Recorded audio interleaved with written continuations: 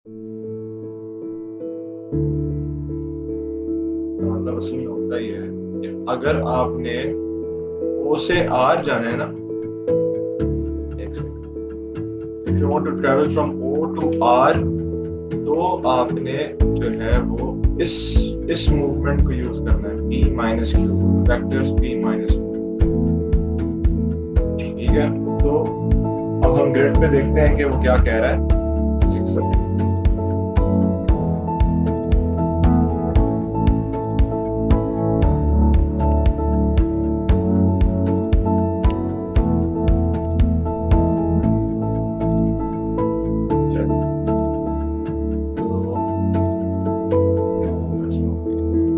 तो ये आपके सामने ग्रिड है, ठीक है।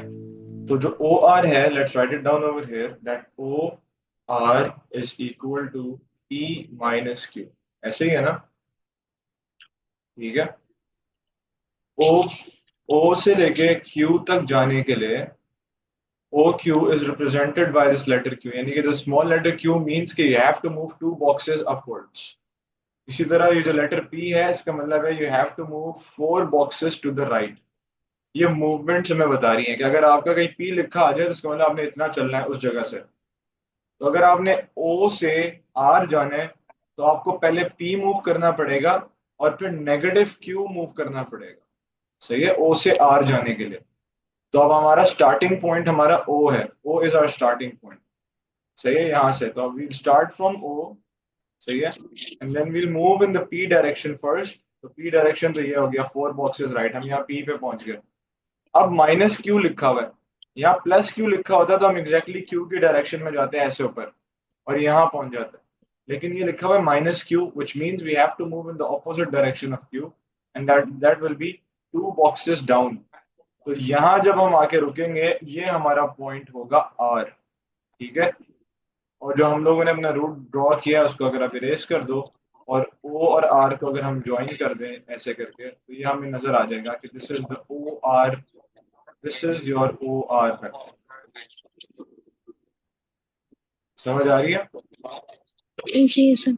अच्छा, इसके बाद next part of this question is कि उसने कहा है mark the point R clearly on the grid, so we don't even have to draw the vector, आप सिर्फ पॉइंट आर को क्लियरली मार्क करना है बस।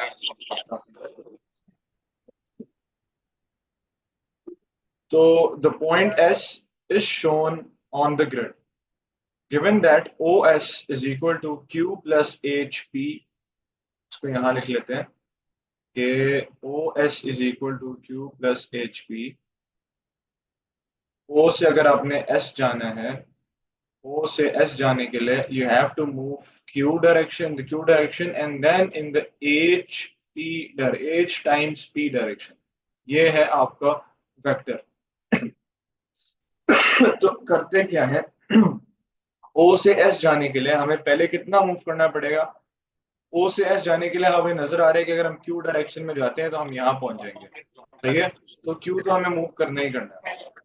उसके बाद हमें टूवर्ड्स द लेफ्ट जाना है, थ्री बॉक्सेस लेफ्ट। यहाँ लिख लेते हैं थ्री बॉक्सेस लेफ्ट।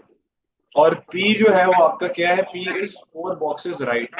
तो अगर ये हमारा होता, समझ हमारी, आप वो माइक ऑफ कर दो, वो आवाज हो रही है। तो अगर ये हमारा होता जी माइनस, अगर हम ये इसको सिलेक्ट कर लेते क्यू माइनस पी, अगर हम ये सिलेक्ट कर लेते O S is equal to Q minus P, तो उसका मतलब ये होता है कि हमने क्यू में मूव करना है पहले, और फिर negative P means you have to move in the opposite direction of P. So if P is four boxes towards the right, तो उसका ऑपोजिट होता है फोर बॉक्सेस टुवर्ड्स लेफ्ट। तो हम यहाँ पहुंच जाते हैं एक डब्बा आगे, हमने यहाँ आना है। हमने एक डब्बा आगे नहीं, हमने थ्री बॉक्सेस लेफ्ट जाना है। सही है, तो थ्री बॉक्सेस लेफ्ट को अब हमें रिप्रेजेंट करना होगा with the help of a fraction, क्योंकि ये पूरा का पूरा पी नहीं है, ये पी का सर्टेन फ्रैक्शन है। सही है, तो पी का जो डिस्टेंस है वो कितने बॉक्सेस हैं? फोर बॉक्सेस हैं। ठीक है, और हमने जो ट्रेवल करना है वो कितने बॉक्सेस हैं? थ्री बॉक्सेस हैं। तो हम इसको एज अ फ्रैक्शन रिप्रेजेंट करेंगे, three over four of P. This is three by four, three out of four of P. if p is four boxes, so we are traveling three out of those four boxes. So the fraction is 3 out of 4, of the vector P and in the opposite direction, तो यहाँ minus sign आएगा, तो हो जाएगा 3/4 P. बात समझ आ रही है? जी सर। तो आपका जो एच है, नाउ दिस एच इज 3/4।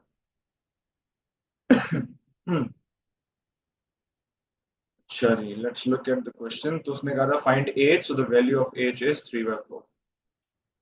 ठीक है, अब हम चलते हैं अगले सवाल की तरफ। Question is saying that express a plus 2b as a column vector. तो a इज, जो हमारे सामने हमें नजर आ रहा है, a वो क्या है?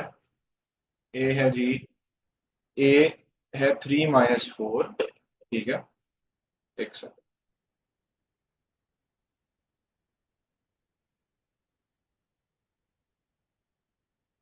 चलिए, तो a is equal to 3 - 4 plus 2 times b, and b is -1 7।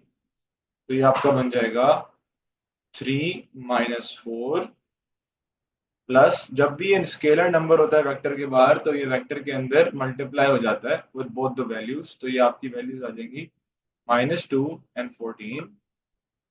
अब आपने इनको प्लस करना है, तो 3 + -2, 3 + -2, और नीचे आपका आ जाएगा -4 + 14।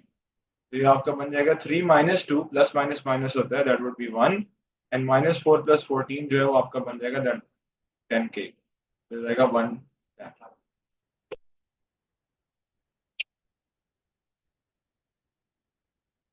समझ आ गई? सर ये इनका क्या रिलेशन होता है, जैसे 3 और -4 लिखा हुआ है, तो ये ब्रैकेट के अंदर इस तरह के लिखे हुए हैं? इनको कहते हैं column vector. This is column vector. इसका मतलब ये है कि ये जो ऊपर 3 लिखा हुआ है ये असल में है आपका x, और जो नीचे -4 लिखा हुआ है असल में है आपका y। इसका ये मतलब होता है कि अगर आप ये a वेक्टर है, अगर आप किसी पॉइंट से, मैं आपसे कहूँ कि a चलो, a जितना चलना है आपने, तो इस पॉइंट से आपको 3 boxes to the right move करना होगा, बिकॉज 3 इज पॉजिटिव, और -4 का मतलब है आपको 4 बॉक्सेस नीचे जाना पड़ेगा। तो ये जो वेक्टर ए है ना, वो असल में ये लाइन। ठीक है, तो a + 2b का मतलब ये है कि from at when you are standing at a certain point, this is your starting point, let's suppose ये आपका स्टार्टिंग पॉइंट o है, और o से हम a चल लिए हैं, और हम यहाँ पे पहुंच गए a चलने के बाद। अब हम इसमें +2b अगर और चलते हैं, तो 2b जो है वो आपका क्या है? 2b आपका था -2 और 14। तो x में -2 का मतलब होता है कि अब आपने वापस 2 डब्बे वापस आना है। सही है, वापस 2 बॉक्सेस वापस आने हैं, और उसके बाद you have to move 14 boxes upwards. तो अब हम 14 बॉक्सेस वापस ऊपर जाते हैं। सही है, तो हम यहाँ पे कहीं पहुंच जाएंगे। हमारी फाइनल पोजीशन हो जाएगी समवेयर ओवर हेयर, ये हमारी रहेगी फाइनल पोजीशन, इसको लिख देते हैं एफ। तो फाइनल पोजीशन जो है वो बन रही है मेरे हिसाब से कि हम 4 आगे गए, सिर्फ लेफ्ट और राइट को देखते हैं, और हम कितना पीछे चले गए थे? बाद में 2 पीछे चले गए थे। सॉरी, 4 नहीं है, एक्स में 3 है ना, तो हम 3 आगे गए, एंड देन हम 2 पीछे आ गए। तो ये डिस्टेंस कितना बना यहाँ से यहाँ तक? 1। 1 बॉक्स। इसी तरह हम 4 यूनिट्स नीचे गए थे अकॉर्डिंग टू दिस वैल्यू, और फिर हम घूम के वापस 14 यूनिट्स ऊपर चले गए। तो -4 में से अब हम 14 ऊपर गए, तो यहाँ से यहाँ तक का डिस्टेंस होगा कितना? 10। तो हम x में 1 आगे जा रहे हैं, और y में हम 10 ऊपर जा रहे हैं, तो ये एज अ वेक्टर क्या लिखा जाएगा? 1 10। फिर जी। तो इनको सिंपली प्लस करने से हमें ये आंसर मिल रहा है। सही है, ये इसका कॉन्सेप्चुअल है कि ये वेक्टर्स के ये रूट्स बनेंगे, और ये इसका बेसिक प्लस करने से आंसर आ। Find a magnitude of a, so the two lines on the left and right of a means the magnitude. You have to find out the magnitude of a, यानी कि जो vector a है उसका क्या distance है, क्या magnitude है। इसका मैंने आपको बताया था फॉर्मूला, √(x² + y²। ठीक है, तो आपका वेक्टर a जो है वो अगर है आपका 3 - 4, यही था ना वेक्टर ए, तो आपका मैग्नीट्यूड अब हमने निकालना है 3 - 4, यस। तो अगर हम इसको कॉन्सेप्चुअली देखें, कॉन्सेप्चुअली अगर हम देखें from a certain point, 3 boxes to the right and 4 boxes down, and this will be your vector. You have to find out the distance of this a, ये जो magnitude of a है वो ये distance है, यानी कि the hypotenuse side of this right angle triangle। तो इसका फॉर्मूला क्या बनेगा, hypotenuse square is equal to base square plus perpendicular square, hypotenuse side is equal to square root of 3 square which is 9 plus 4 square which is 16, square root of 25, तो आपका answer आ जाएगा 5। ठीक है, तो ये आपकी x वैल्यू है, इसका हमने स्क्वायर लिया, ये आपकी y वैल्यू है, इसका हमने स्क्वायर लिया, दोनों को प्लस किया, उसका स्क्वायर रूट ले लिया, हमारे पास मैग्नीट्यूड आ गया। तो ये सब बनाने की जरूरत नहीं है, सिंपली ये आपकी x वैल्यू होती है, ये आपकी y वैल्यू होती है, बस इसको आपने इस फॉर्मूले में डालना है, आपका मैग्नीट्यूड आ जाएगा। ठीक है। जी। आगे है, given that magnitude of b, if you divide the magnitude of b with the magnitude of a, your answer will be square root of n। और ये जो n है, दिस इज एन इंटीजर, ये कोई होल नंबर वैल्यू है 1 2 3 या कोई ऐसा इंटीजर। वो कह रहा है कि find the value of n। तो लेट्स डिवाइड द मैग्नीट्यूड, पहले अब हम मैग्नीट्यूड्स निकालते हैं दोनों के, एक का तो हम निकाल चुके हैं, अब हम इसका magnitude of b find out करते हैं। तो वेक्टर आपका जो b है दैट इज -1 7। तो पहले b का मैग्नीट्यूड निकालते हैं। So the magnitude of b is equal to, because b is -1 7, तो फॉर्मूले के अंदर आपकी वैल्यूज आएंगी, x की जगह -1 इसका स्क्वायर प्लस y की जगह 7 और इसका स्क्वायर, ये बन जाएगा 1 + 49। So this would be equal to square root of 50। Now this is the magnitude of b and the magnitude of a was 5, लेकिन मैं उसको भी स्क्वायर रूट के फॉर्म में लिख रहा हूँ, स्क्वायर रूट ऑफ 25 लिख रहा हूँ मैं।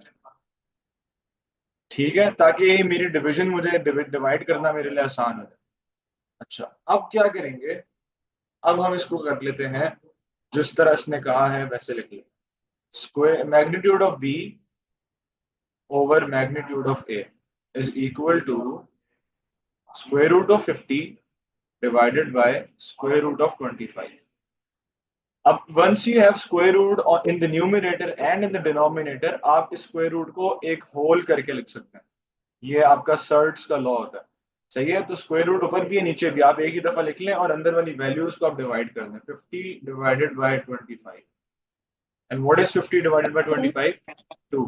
तो आपका आंसर आ जाएगा square root of 2। So the value, the integer n inside the square root sign is 2, n is equal to 2।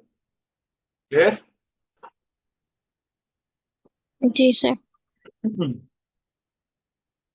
अच्छा जी, क्वेश्चन नंबर 5 पे आते हैं जी। क्वेश्चन नंबर 5 में कुछ इंस्ट्रक्शंस है, पहले आपने वो पढ़नी है ध्यान से। तो वो कह रहा है, first line says that ABCD is a parallelogram.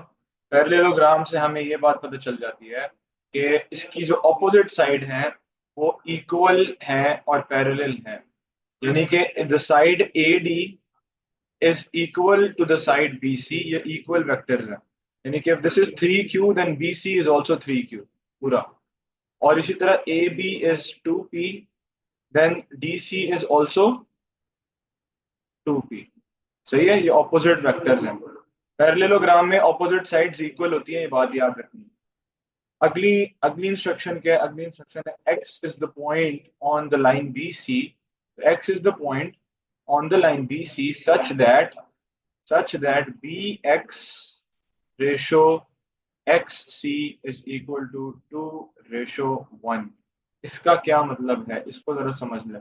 इसका ये मतलब है कि B से X तक का जो डिस्टेंस है उसको मिले हुए हैं दो हिस्से, और X से C तक का जो डिस्टेंस है उसको मिला हुआ है एक हिस्सा, यानी कि टोटल B से C तक के अगर हम टोटल इन रेशियोज को ऐड करें तो बनता है 3।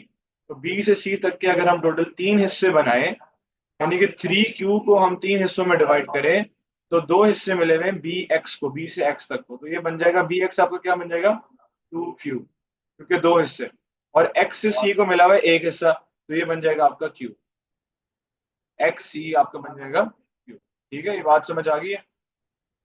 जी सर। इसको हम ऐसे भी लिख सकते हैं, B X over X C is equal to 2/1। और हम इसको ऐसे भी लिख सकते हैं कि B X is equal to 2 times X C. ये एक्स सी उधर चला गया, 1 को मल्टीप्लाई करने की जरूरत नहीं। तो बी एक्स जो है वो एक्स सी का 2 गुना है। अगर एक्स सी जो है वो क्यू के इक्वल है तो बी एक्स जो है वो 2 क्यू के इक्वल। सही, ये तीनों स्टेटमेंट्स आपको एग्जामिनर इन तीनों तरीकों से ये बात बता सकता है क्वेश्चन में, ये समझना इंपॉर्टेंट है। अच्छा, आगे है, third information is that the A B vector is represented by the letters 2p and the A D vector is represented by 3q। अब find in terms of p and q। अब हमारा आंसर p और q के terms में ही आना है, सही है। ए सी निकालना है सबसे पहले। सबसे पहले हमने फाइंड आउट करना है ए सी, यानी कि हमने ए से सी जाने का कोई ऑल्टरनेट रूट फाइंड आउट करना है। ए से सी डायरेक्टली तो ये बनता है, डायरेक्टली तो हम नहीं जाएंगे, हम कोई ऑल्टरनेट रूट सेलेक्ट करें। तो हम उसके लिए क्या करें, हम पहले ए से डी चले जाते हैं। तो हम लिखते हैं G A C is equal to A D. A से डी चले जाते हैं, प्लस फिर हम जाएंगे डी से सी, तो हम आगे लिख लेंगे डी सी। तो इससे एक और चीज आपको पता चलती है कि the starting letter and the ending letter represents the outcome या रिजल्टेंट वेक्टर। यानी कि अगर पहले ए लिखा हुआ आखिर में सी लिखा हुआ, यानी कि आपको जो मिलेगा वो होगा ए सी। ये आपका चेक होता है, सही है। अब ए डी जो है, what is A D in terms of P and Q? तो A D is 3q। And what is D C? D C is 2p। तो ये आपका आंसर आ गया in terms of P and Q, that's it. इसी तरह आगे आपसे क्वेश्चन में पूछा जा रहा है ए x, find out A X. तो अब आपने ए से स्टार्ट करना है। इसको अब हम यहाँ पे जो है ना बाकी चीजें रेस कर देते हैं ताकि ये जरा नीट हो जाए। और इसको हम यहाँ पे लिख लेते हैं, चलिए। So we have to find out A X. A से एक्स जाना है, तो ए से एक्स जाने के लिए अगर मैं सॉल्व कर रहा हूँ सवाल, तो मुझे आसान रूट जो लगता है वो ये है कि मैं पहले ए से बी चला जाता हूँ। ए से बी चला जाता हूँ, यहाँ लिख लेते हैं ए बी। और फिर मैं चला जाऊंगा बी से एक्स, क्योंकि मुझे एक्स पर रुकना है। बी से एक्स, ठीक है। तो I will get A X. तो what is A B? A B is two P. And what is B X? B X is 2q। तो ये हमारा आंसर आ गया 2p plus 2q, that's it. उसके बाद है आगे एक्स डी फाइंड आउट करना है, x D, which means that we have to start from x and then go to d। तो x से d जाने के लिए हम पहले x से c चले जाते हैं, x से c चले जाते हैं, और फिर हम c से d चले जाते हैं in the opposite direction, plus C D. तो what is X C? X C is equal to q। And what is C D? C D is equal to -2p। तो ये प्लस माइनस माइनस बन जाएंगे, आपका answer आ जाएगा q -2p। Minus इसलिए किया क्योंकि आपका जो है डी सी इस डायरेक्शन में ये 2p के इक्वल है, हमने जाना है इस डायरेक्शन में, तो डायरेक्शन की वजह से हमने साइन माइनस लगा दिया। आगे है आपका, बस दैट्स इट, क्वेश्चन कंप्लीट हो जाता है। क्वेश्चन नंबर 6 पे चलते हैं। ये पिछला सवाल समझ आ गया? जी सर, ओके। अब क्वेश्चन नंबर 6 क्या कहता है? आपको वेक्टर गिवन है, आपने मैग्नीट्यूड फाइंड आउट करना है, ऐसे ही है। तो मैग्नीट्यूड का फॉर्मूला क्या है? मैग्नीट्यूड का पर फॉर्मूला, सर मुझे ये लगाने की, अच्छा ये पाइथागोरस ही है ना, तो मैं वैसे भी सॉल्व कर सकती हूँ ना। जी आप वैसे भी कर सकती हैं, बस simply X square plus Y square याद कर लो, होल अंडर रूट। या आपने पाइथागोरस से करना है, वैसे भी कर सकते हैं। इसको हम लिख सकते हैं 3 ऐसे और 4 ऐसे, और ये आपने डिस्टेंस निकालना है, तो ये 5 आ जाएगा, ये पता चल रहा है। वरना हम x और y की जगह वैल्यूज डाल दें, this is x and this is y। x की जगह हम लिख देंगे 3 और y की जगह हम लिख देंगे 4, और हमारा आंसर आ जाएगा 9 + 16 whole under root is equal to 5। Sir -4 नहीं लिखेंगे? हाँ, -4 का स्क्वायर क्या हो जाएगा? पॉजिटिव हाँ। हो जाएगा ना। मैग्नीट्यूड निकालते हुए जो नेगेटिव वैल्यूज भी होती हैं वो भी पॉजिटिव हो जाती हैं। A is the point 0, 2. The equation of the line AB may be written. ये कोऑर्डिनेट ज्योमेट्री का एक बीच में पार्ट आ गया है, इसी को कर लेते हैं। हमें A का कोऑर्डिनेट गिवन है और जिस लाइन से ये A पॉइंट गुजर रहा है या लाइन इस पॉइंट से गुजर रही है, तो उसको चेक करने के लिए हम x और y की जगह ये कोऑर्डिनेट डाल देंगे, तो हमें अननोन वैल्यू या वैल्यू ऑफ k मिल जाएगी। तो 3 times y, the coordinate of y is 2, plus 4 times x, the coordinate of x is 0, is equal to k. 6 plus 0 is equal to k. k is equal to 6. तो ये free के marks थे, आसान सवाल होता है। Midpoint of A B, तो we have the coordinate of a and we have to find out the midpoint, the coordinates of the midpoint of AB. अच्छा, तो ये अब सवाल मजे का। अब हमें ए के कोऑर्डिनेट्स भी पता चल गए हैं और हमें ए से बी जाने का रास्ता भी पता है। मैं इसको जरा यहाँ नीचे लिखता हूँ। कोऑर्डिनेट्स ऑफ ए जो है वो हमारे हैं, let's write it down, 0, 2, and we have to find out the coordinates of b, and the vector AB is 3 minus 4। ठीक है, अब बताओ ये सवाल कैसे करना है। बड़ा मजे का सवाल है, इसको कैसे करेंगे।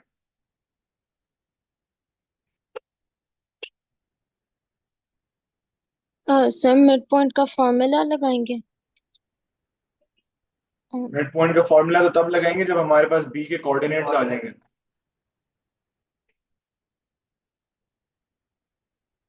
ये देखो, ये आपको ए का कोऑर्डिनेट गिवन है। मैं अगर यहाँ पे ग्रिड बनाता हूँ, ये आपके लिए आसान हो जाएगा। हमें ए का कोऑर्डिनेट गिवन है विच इज 0, 2। यहाँ पे है ए, इस जगह पे। सही है, यहाँ पे ए है।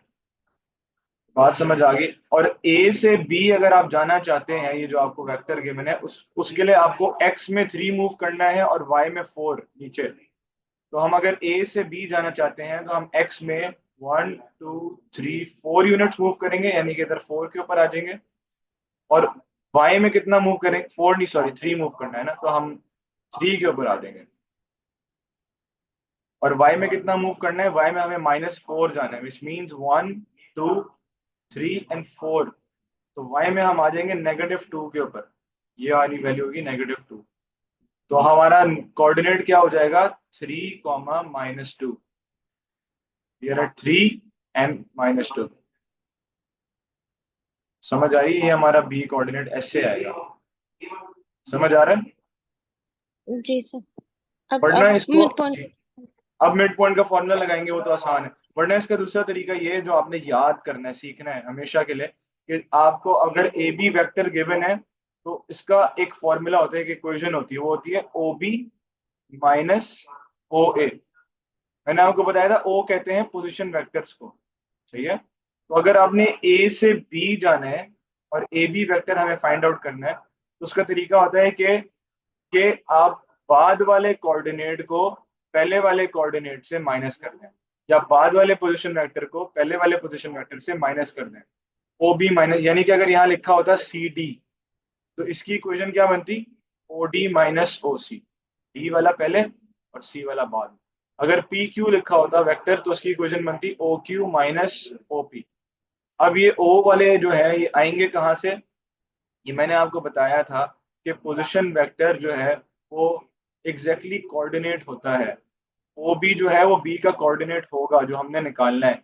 ओ ए जो है वो ए का कोऑर्डिनेट है। अब इसको लिखना कैसे है, जरा ये समझना। ए बी जो है वो हमारा वेक्टर है 3 -4। This is A B. O B हमें नहीं पता तो उसको हम ऐसे ही छोड़ देंगे, माइनस ओ ए। और ओ ए वेक्टर जो है वो हमारा है 0, 2। O A position vector according to the coordinate is 0, 2। सही है। अब हमें ओ बी फाइंड आउट करना है, तो ये जो माइनस, ये जो पूरा ओ ए वेक्टर है, हम इसको ले जाएंगे on the left hand side of the equation. तो ये बन जाएगा आपका 3 -4, क्योंकि यहाँ माइनस हो रहा था तो यहाँ आके प्लस हो जाएगा, अंदर वाली वैल्यू सेम रहेंगी, is equal to O B. तो आपका आंसर क्या आ रहा है ओ बी का, 3 + 0 is 3, -4 + 2 is -2। So written as a coordinate, OB as a vector is 3 -2 and as a coordinate is 3, -2। देख रहे, यही आंसर आ रहा है। जी सर। समझ आ गई? अब इस पे आपने मिड पॉइंट का फॉर्मूला लगाना है इन दोनों कोऑर्डिनेट्स पे, वो अब आप खुद कर लें, वो आसान है।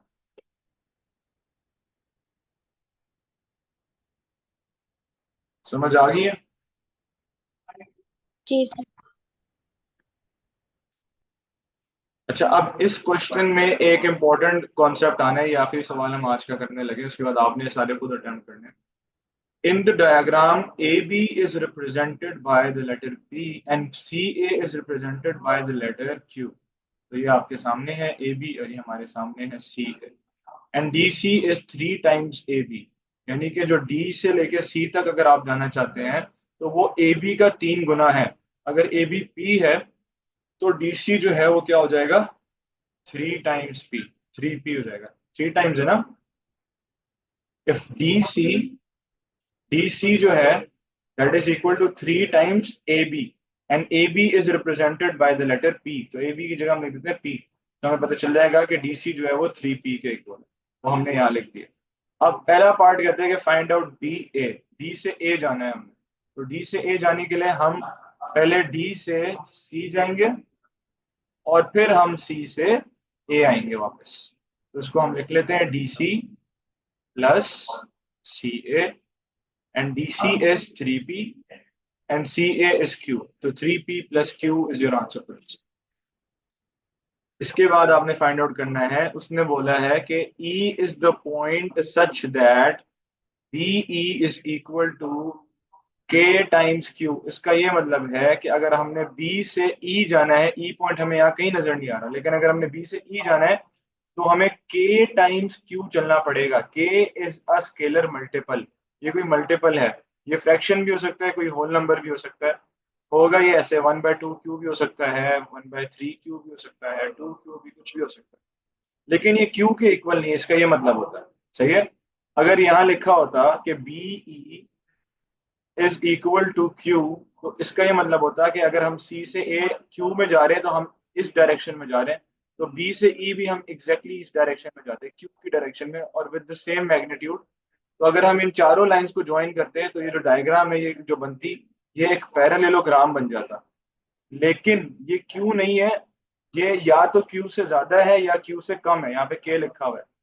या तो ये पॉइंट जो है वो, मैं आपको समझाता हूँ, बी से अगर हमने ई जाना जाना तो हमने क्यू की डायरेक्शन में ही है, लेकिन हो सकता है कि हम क्यू से कम चले, यहाँ कहीं रुक जाएं, या हो सकता है कि हम क्यू से ज्यादा चले और आगे कहीं रुक जाएं। तो अगर हम कम चलें तो ये शेप जो बनेगी, ये मैं इसलिए कह रहा हूँ क्योंकि आगे से क्वेश्चन में हमसे ही पूछा हुआ है कि write down the name given to this special quadrilateral, तो ये शेप जो बनेगी इसका क्या नाम होगा? इसका नाम होगा ट्रेपीजियम। या अगर आगे भी हम पॉइंट सेलेक्ट कर लें तो तब भी इसका नाम ट्रेपीजियम ही होगा। ये बात समझ आ रही है? Just because, just because of the letter Q, इसका नाम ट्रेपीजियम है, just because of the letter Q, sorry letter K. ठीक है, के हमें ये बता रहा है कि ये इक्वल नहीं है, या तो ये क्यू से ज्यादा है या क्यू से कम है, लेकिन डायरेक्शन क्यू की ही है। ठीक है? अच्छा, आगे चलते हैं, तो इसका नाम हो गया जी trapezium. Express A E in terms of P Q and K, यानी कि अब हमने ए से ई जाना है, ए से ई जाना है, तो हम पहले ए से बी जाएंगे, सही है, और फिर बी से हम ई जाएंगे, ई इस लाइन पे कहीं भी हो, तो पहले हम बी ए ई को लिख लेते हैं।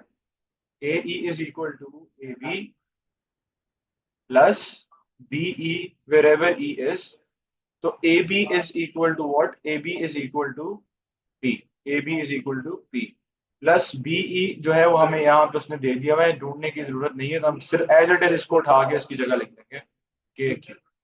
तो ए ई हमारा हो गया P plus K Q, A E हमारा क्या हो गया? P plus K Q. अच्छा जी, last part, this is the important part, इसमें अब उसने हमें बता दिया है कि जो 3 पॉइंट्स हैं डी, ए और E, they lie on a straight line, find the value of K. Straight line का मतलब है कि ये हैं तीनों कोलिनियर पॉइंट्स। कोलिनियर पॉइंट्स का मतलब होता है कि ये एक दूसरे के, ये जो वेक्टर्स हैं, जैसे डी ए एक वेक्टर है, इन दोनों को देखा जाए, और ए और ई को देखा जाए तो ए ई एक वेक्टर है, ये दोनों एक दूसरे के स्केलर मल्टीपल्स होंगे। कोलिनियर पॉइंट्स का एक कॉन्सेप्ट होता है, सही है। The vectors are scalar multiples of each other. इसका मैं आपको मतलब ऐसे समझाऊं, if I draw a straight line, यहाँ पे कहीं पे पॉइंट डी है, यहाँ पे कहीं पे पॉइंट ए है, यहाँ पे कहीं पे पॉइंट ई है, ये तीनों पॉइंट्स कोलिनियर पॉइंट्स हैं, सही है। अगर हम कंसिडर करें डी ए को तो ये एक अलग वेक्टर बनता है, ये हम लिख देते हैं यहाँ पे डी। और हम कंसिडर करें ए ई को, ये भी एक अलग वेक्टर बनता है। लेकिन हमें ये नजर आ रहा है कि दोनों वेक्टर्स एग्जैक्ट सेम डायरेक्शन में जा रहे हैं, यानी कि दोनों वेक्टर्स एक दूसरे के पैरेलल हैं। लेकिन ए ई वेक्टर थोड़ा छोटा है और डी ए वेक्टर थोड़ा बड़ा है। तो अगर हम ए ई वेक्टर को सर्टेन नंबर से मल्टीप्लाई करें, सर्टेन कांस्टेंट से, तो हमें वो डी ए वेक्टर मिल जाएगा। अगर मैं इसको अलग-अलग ड्रॉ करूं, ये डी ए है, और मैं ए ई को ड्रॉ करूं तो ये ए ई है। लेट सपोज लेट सपोज जो डी से लेके ई तक है, या डी से लेके ए तक है, वो 4 टाइम्स लेट सपोज क्यू है। और डी से ए से लेके ई तक जो मैंने अलग से बनाया, लेट सपोज ये 2 टाइम्स क्यू है। तो इनका आपस में क्या रिलेशन हुआ? इनका रिलेशन ये हुआ कि D A is equal to 2 times A E. D A जो है वो ए ई को 2 से मल्टीप्लाई करने या 2 गुना है उसका। तो ये कॉन्सेप्ट होता है कोलिनियर पॉइंट्स का, कि वो दोनों एक दूसरे के स्केलर मल्टीपल्स होते हैं, होते पैरेलल हैं लेकिन स्केलर मल्टीपल्स होता है। ठीक है, तो अब उस क्वेश्चन पे ऊपर जाते हैं, उस पे देखते हैं कि जी हमारा डी किधर आ रहा है और ए किधर आ रहा है, और ई जो है that is on the same line, which means that D A, अगर इस लाइन को हम एक्सटेंड करें ऐसे करके, और बी से हम इस डायरेक्शन में लाइन ड्रॉ करें, this is where E is, this is the point ई।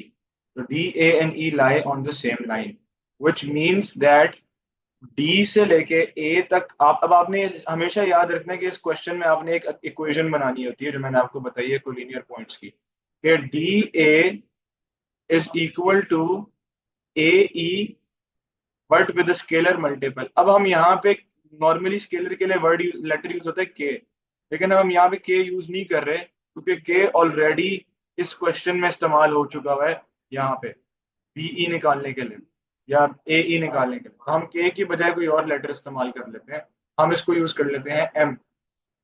हम यहाँ यूज कर लेते हैं एम। तो the vector D A is equal to M times A E. ये बात समझ आ गई? ये इक्वेशन समझ आ गई कि कैसे बनी? जी सर। तो जब भी आपको कोलिनियर पॉइंट्स होंगे, वो कहेगा कि जी 3 पॉइंट्स एक ही लाइन पर, डी ए और ई एक ही लाइन पे है, तो आपने हमेशा याद रखना आपकी इक्वेशन ऐसी ही बनेगी।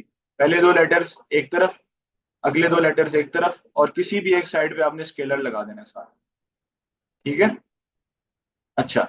अब हमने इस इन इन वेक्टर्स को लिखना है। डी ए हम निकाल चुके हैं ऑलरेडी, ये देखो ये लिखा हुआ है हमने, तो ये लिख देंगे हम 3p+q is equal to M times. और ए ई भी हम निकाल चुके हैं पिछले पार्ट में, ये रहा ए ई। तो एम टाइम्स हम ब्रैकेट में लिख देते हैं p+k q। अब हम इस ब्रैकेट को करते हैं expand. Let's expand this bracket. Expand करेंगे तो ये हमारा बन जाएगा 3p+q is equal to m p+m times k q। समझ आ रही है? ये हमारी एक्सपेंशन होगी। अब आपने क्या करना है, स्टेप वाइज चलेंगे। पहले हम यहाँ लिखते हैं p, और हम p के कोफिशिएंट देखेंगे दोनों तरफ। लेफ्ट साइड पे p के साथ कौन सा नंबर है? 3 है। और राइट साइड पे p के साथ कौन सा नंबर है? लेटर है m।